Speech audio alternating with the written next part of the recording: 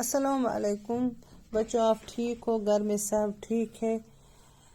तो ये class fourth है सब्जेक्ट उर्दू। हम आज ग्रामर करेंगे।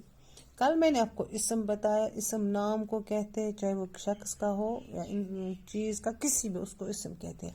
आज मैं आपको वाहिद और जमा के बारे में बताऊंगी। वाहिद किसको कहते हैं?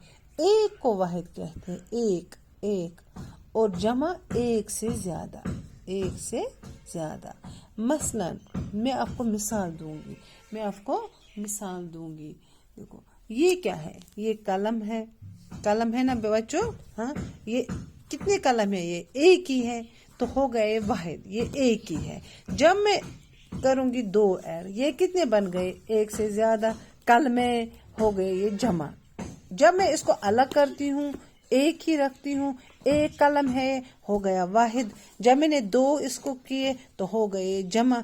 मैं बुक लूंगी, देखो ये एक बुक है ना बच्चों? कितनी है? एक ही है ना, तो ये वाहिद है। एक वाहिद को कहते हैं। अब मैं दो बुक्स रखूंगी। कितनी ये बन गई? किताबें। क्या बन गई? किताबें।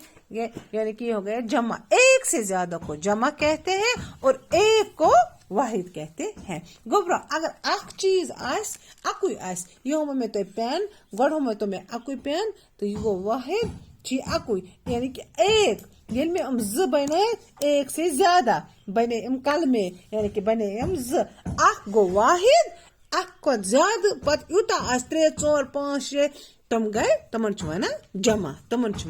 जमा। वचित वाहिद बजन लेख। मिसाल के तौर पर लड़का गो अख लड़का। पत वारिया लड़कन क्या वनो अस? लड़के गई वारिया लड़का अक खोत ज्यादा। पतम 2 3 छे बजन ये किताब। मे होमो तय किताब, अख किताब गई वाहिद।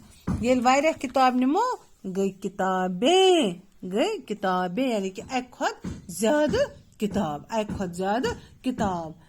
अथ वना वाहिद, यथ वना जमा।